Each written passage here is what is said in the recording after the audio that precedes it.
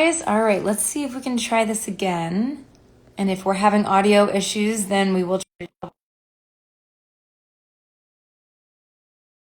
who is an intimacy coordinator. And we're going to be discussing intimacy coordinating, creating safe sets. All right, here she is. Hi. Is it a little better this time?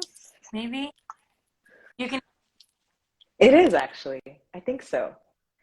Yeah, it's still cutting a little in and out, but I think we're going to make it work. If we have issues as we go, then we'll shoot. But I'm going to start by reading your bio. And again, if anyone's having trouble hearing me, please shoot me a comment and I'll see what I can do. But Nisha Ahuja is a certified intimacy coordinator and media and script consultant with a focus on race, gender, LGBTQ+, disability, kink, and polyamory. Nisha integrates 20 plus years of experience working internationally as a theater actor, director, physical theater creator, voice actor, and published playwright alongside a decade as a trauma-informed holistic wellness practitioner specializing in pre-medic medicine, health, nerve support, pre- and postnatal care, and womb health, culture-rooted somatics, and embodied racial healing and equity. As a former co-director and co-founder of Soma Integrative Wellness, and currently as Yum Holistic Wellness. That's a mouthful. Thanks for all that. And care-based practices. We're very happy to have you.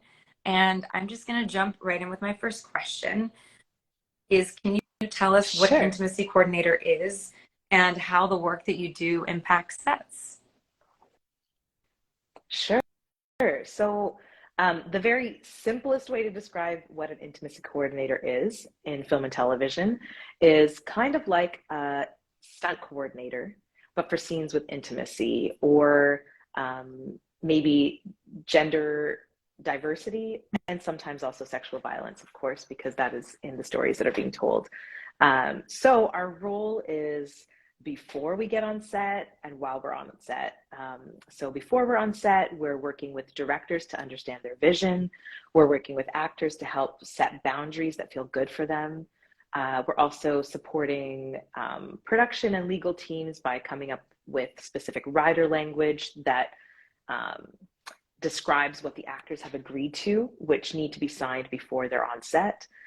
In terms of if there's any nudity or simulated nudity, simulated sex acts, all of this has to be well described beforehand. And our job is to make sure that that is happening and the paperwork is there, but also that the people involved are actually feeling like people and cared for so that they can do their best work. And then once we're on set, it looks like being there for the actors to support, to make sure the crew and everyone is creating a professional environment. And also if the directors are into it, then we're there also to help with choreography. And that's a whole other skill set that's needed. And so it's a wide variety of skills that we're bringing into being of support. I don't know if I answered the whole question, but that's what we do. Being a stunt coordinator for intimacy and for intimate scenes. And then you bring in the choreography too, once everyone is safe and set up, and all of that begins well in advance. Which leads me to my next question, which is how can a production company set up a safe set during pre-production? Because this is something we want to think of well before the day that we're shooting. Exactly. So well before. I think when productions are thinking about the well-being of the actors, they're also going to be thinking about the creative output that happens. So I just want to remind people who are like, we don't have time for this. I'm like, if you want people to be able to do their best work, you'll have time for this.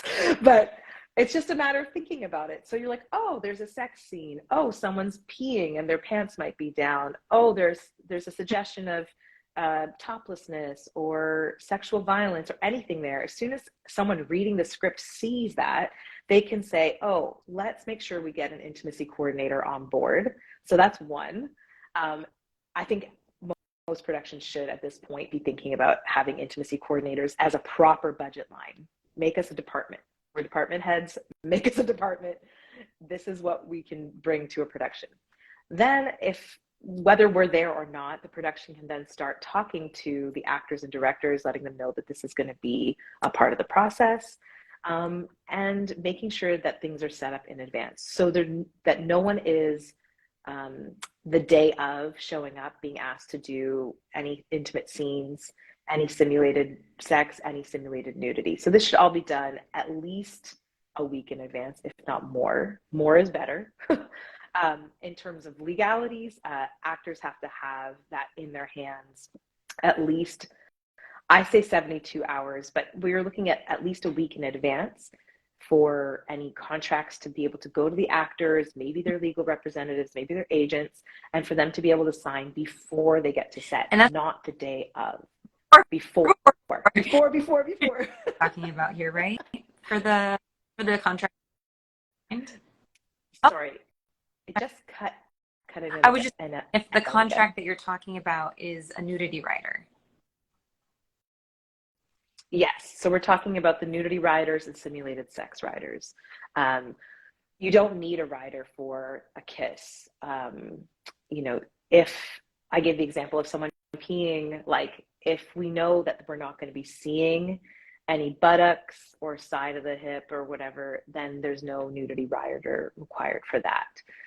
But I do think it's something where production can do better is talking to the actors, asking them what they need. I think if we as an industry can think about how we shift who's at the center of it when it is a money-making business, it's as much as it's like, yes, I'm an artist. I know many of us are here to make art and tell stories, but when we're talking at studio levels and even, you know, festival circuits, there's a level of like, what's the monetary outcome? So given in all that, to create small moments where an actor feels seen, heard, held, and supported makes a world of a difference, because then they know that it's possible to communicate about when something is not feeling good. Not all the time. This is a tricky place to be as an actor, to not wanting to rock the boat. The power dynamics on set are present, and wanting to be mindful of all those things. So it's up to the people who have the power, who are the ones who are the producers and directors and the production companies, to create yes, an absolutely. atmosphere that's different. Anecdotally, as an actor myself, I can say that having an intimacy coordinator on set would have been so helpful, and that I can think just in fostering a safe space, feeling that there's somebody that's in my corner, and also kind of giving me a space to be more creative within the boundaries of the script. So I do, and I know a lot of this comes down to, we're talking about pre-production, we're talking about producers, but I'm also wondering, you know, people empower directors and how they can foster greater communication safety on their sets when it comes to intimate scenes. Totally. This is such a great question. And I have heard this from directors, in other words, who are like, you know, in networks, like, you know, in the streamers of like in production and that level of stuff. And then also people who are in, you know, indie film world. And there's a lot that can be done by directors, actually. I think the role of an intimacy coordinator, I don't think is dispensable at this point. I think it's well needed, but a director can create a space of something different than what a production is. So I'll explain a little bit more. If a director can create the sense of spaciousness, I mean, this is just directing in general. I was more of a theater kid and professional, not just a kid. For 20 years, I did that professionally. But creating a sense of spaciousness, even when there's a time crunch, that is a craft in itself. And I think that directors can think about what they're creating on set energetically, not just like woo-woo energetically, but like, how are you looking at leadership beyond just the craft of what the shot looks like, how to speak with the actors? These are ways that directors need to be thinking. But actually, what are you doing in your leadership skills to make sure that your nervous system is as calm as possible when you have your AD and the producer telling you that you got to go faster? How do you keep calm? Because that's what's going to support the actors. So that's number one. I think number two is similar in the pre-production end of letting the actors know as they're going through that we can stop anytime. Pausing is fine. Let me know if you want to stop or if you want to speak to the intimacy coordinator, making it feel like that if an actor has a need, that there isn't shame going to be attached to it from the outside. We can't always control, of course. We can't control how someone's going to feel. But if we can remove that sense of you're going to be bad if you have a need, which is something that we have been conditioned to in our world. If you have a need, you're bad. Like this is like the whole world of capitalism and we're in this colonized world where it's like, if you have a need, bad. So what can you do as a director? If you have a need, tell me about it. Such a big shift, but such a small thing. I think those two things can be very, can create a lot of a massive change on set. And there's other things that one can do too, like looking at leadership styles and how one is actually directing. Is it through asserting power over somebody else? Is it through a collaboration? The directors that I work with that I'm most excited about, I'm like, oh, look at that conversation they're having. It's not at a loud, like let me bark at you from across the sometimes you have to, right? We all know it. We've seen it a million times. But what happens, like in brown and black cultures and like people of color, it's not like speaking quietly is like there's a range of, the reason I preface it that way is because there's a range of ways of culturally speaking. And so I'm not trying to erase those things. And I think it's really important when we're working with different cultural contexts to understand that. But what happens when you come up to a person, make eye contact, be with them and being like, hey, how about this? How do you feel about this? You know, making it an offer, making it a collaboration.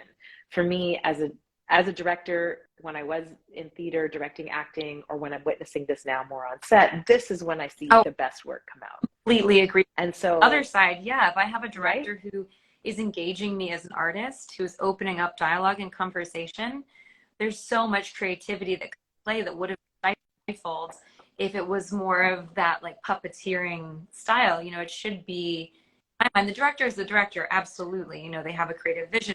There's the back and forth. There's a play that's happening. And you want to invite people to be their creative selves so that you get the best out of them.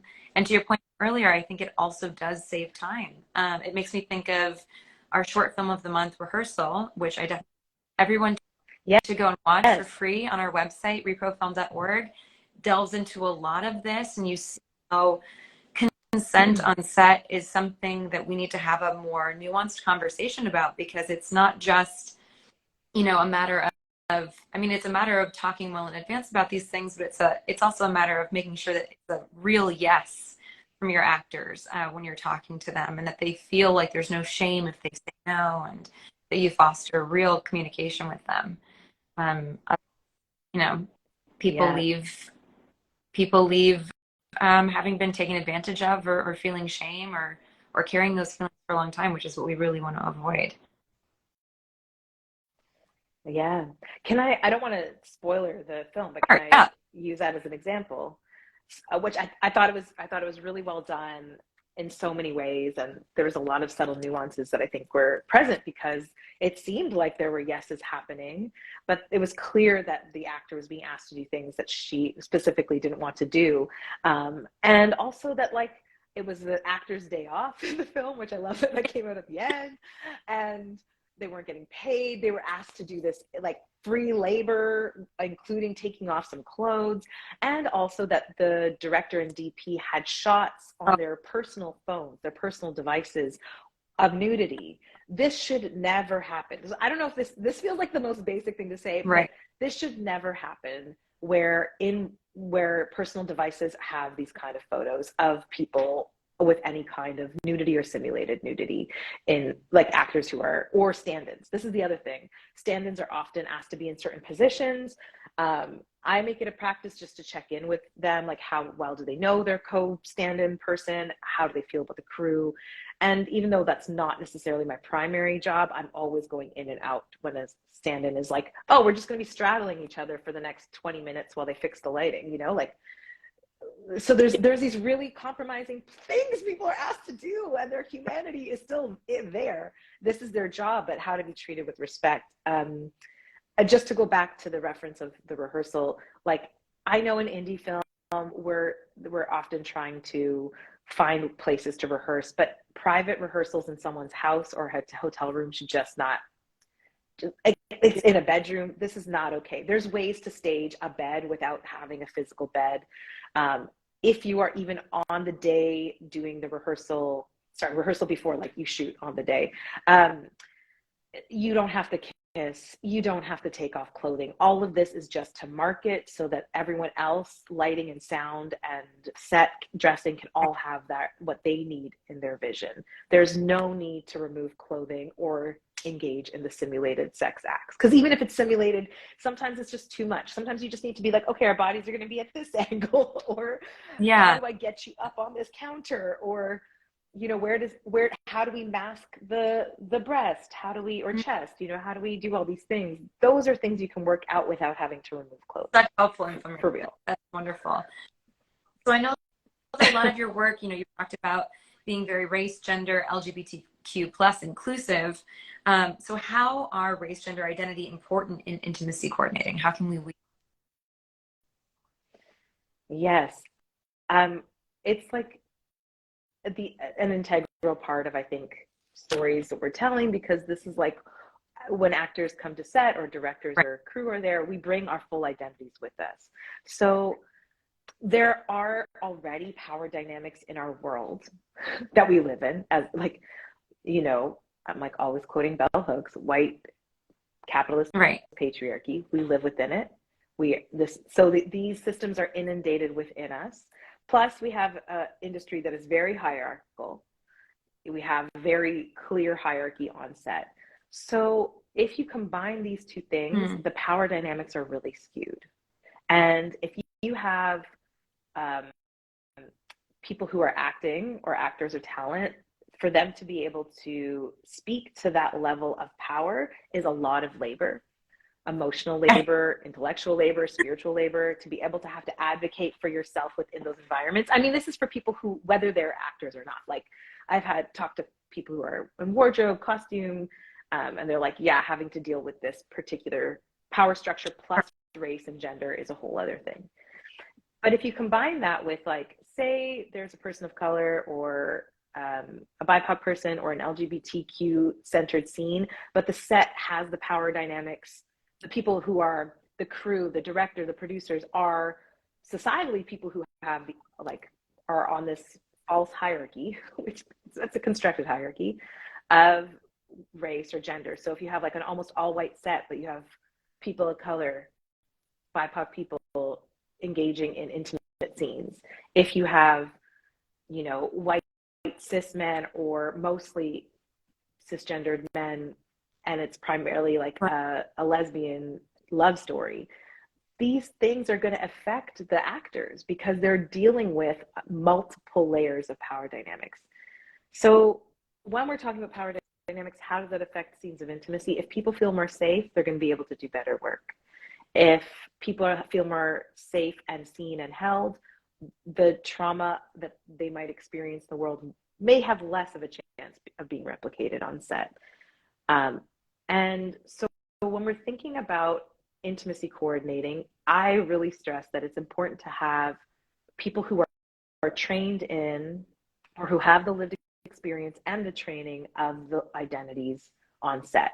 Racialized people, this is the place where we experience oppression because of the color of our skin. It's different for brown people and for Black people and Indigenous people. However, this is the site of that trauma, plus racialized trauma and sexualized trauma that is interfaced with those identities. So sexual trauma and how that happens to racialized people is different.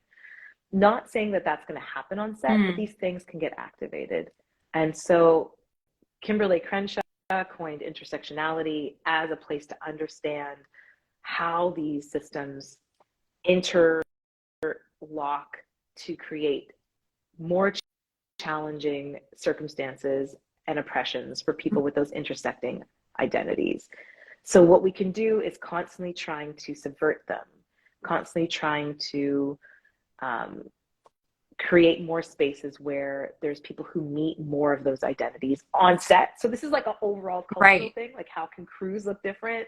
but also then the people who are going to be interacting with someone's body, like in terms of being there, speaking to like how, like in the choreography, having a white person tell a black person how to move could have a very different effect on the black person or the person of non-black person of color, if that was the case, because of how it is to those racial dynamics, how that can play out. And often we represent things to other people that we might not know because of our gender and our race. Our intentions might be well-intended. They might be pure-hearted. They might be there to support, but there's a lot of other dynamics at play. And also, if we haven't done our work around our own identities of race and gender privilege, racial privilege, heteronormativity, cis normativity, and that we bring that to set, we might not even understand the subtle when people say microaggressions, sometimes they're intentional, sometimes they're not, because people haven't done their inner work. So are you saying showing up? I mean, just in general, we want to start having our crews look different. We want our be more intersectional. But then also, when intimacy coordinators, if you have a scene where the actors are people of color, that you would like to have an intimacy coordinator who's a person of color as well, so comfortable?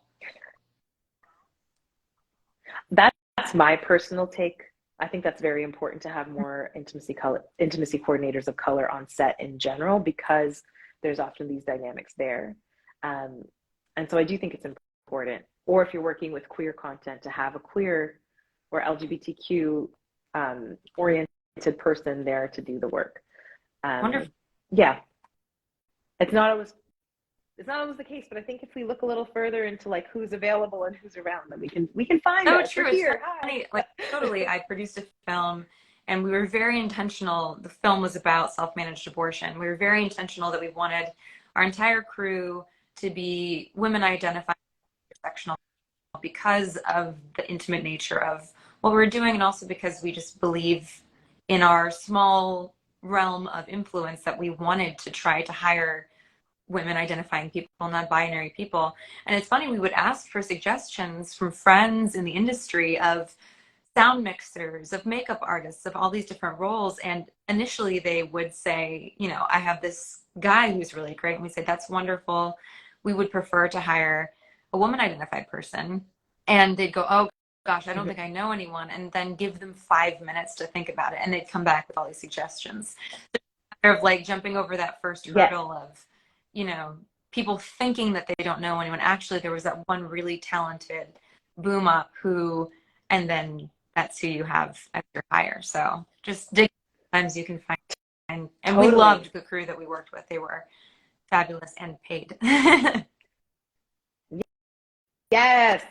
All the things that are important. And like, that's part of it is when we are living within patriarchy, when we are living in a world of racial hierarchy or false racial hierarchy, then we have to do the work of deprogramming ourselves to actually think about what we see as talent, who we think of the people to hire. And also the industry is not going to change unless we keep uplifting each other in different ways. You know?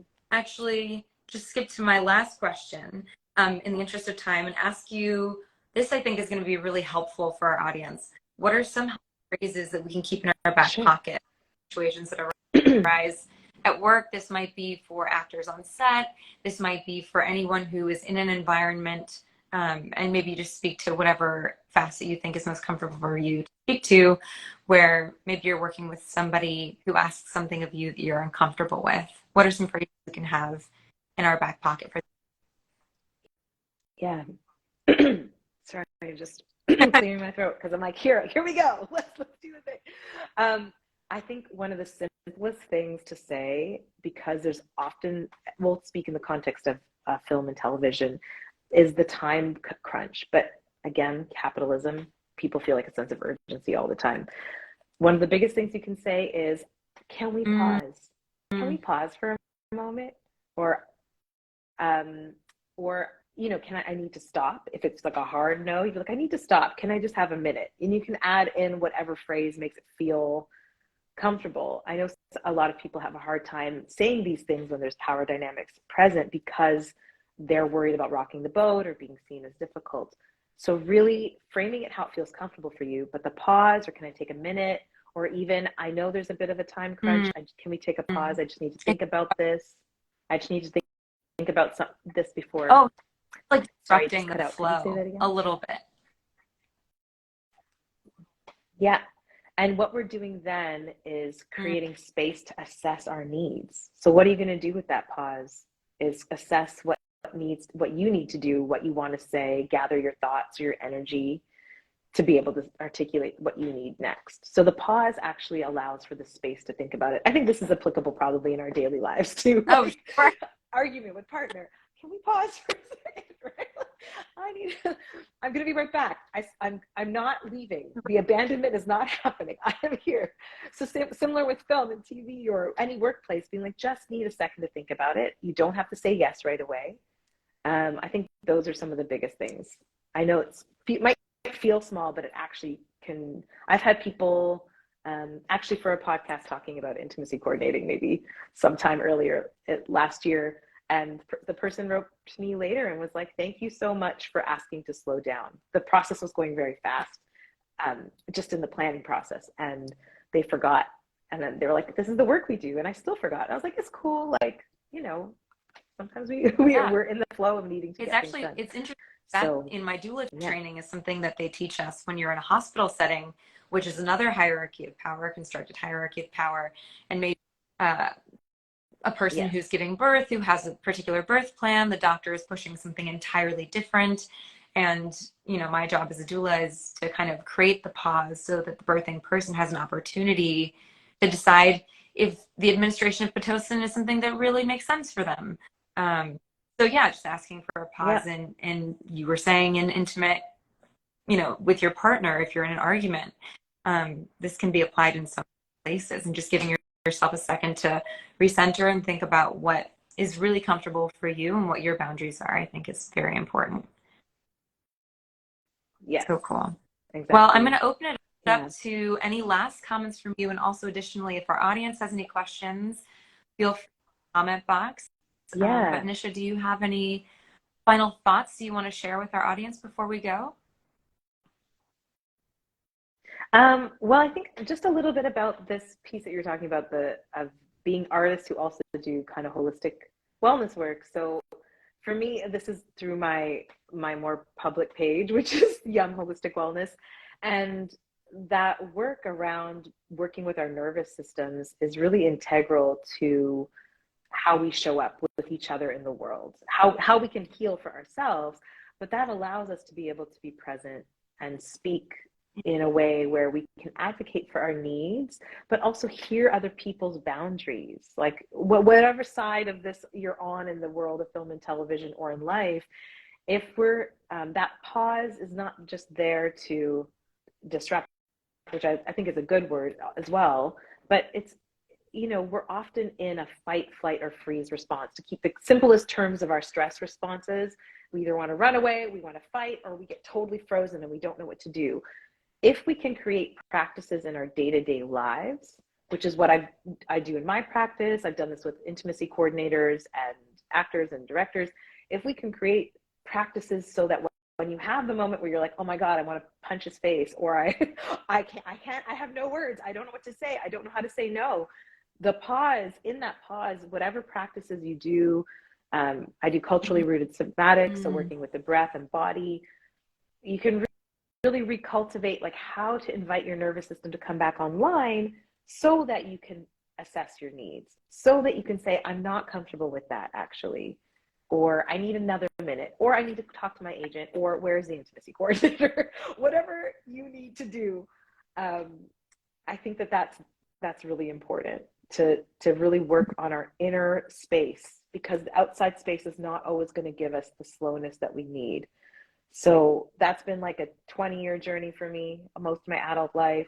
And similar to you doing birth work, I think that and a lot of different medicine stuff requires creating more space for ourselves and for others. So I just encourage people to do that for ourselves, whether we're actors, directors, people, humans in the world, just creating more space. Totally agree with you. I'm feverishly writing notes so that we have audience after this with some of the takeaways from our talk. And I couldn't agree more with you. I think that when we learn to slow down ourselves, it creates an opportunity for those pauses and then hopefully do less, damage to others or less ignoring of our own boundaries ourselves. So I think that's okay. I love talking to you. This has been so wonderful.